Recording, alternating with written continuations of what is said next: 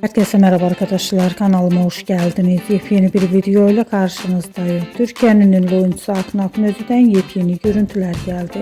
Ben de bu görüntüleri sizler için YouTube kanalımda video halinde sunuyorum. Umarım beğenirsiniz. Arkadaşlar, videomu beğendiyseniz kanalımı izlemeyi ve bildirim butonuna basmayı unutmayın. Şimdilik benden bu kadar olsun. Yeni videomuzda görüşmek üzere. Hoşça kalın.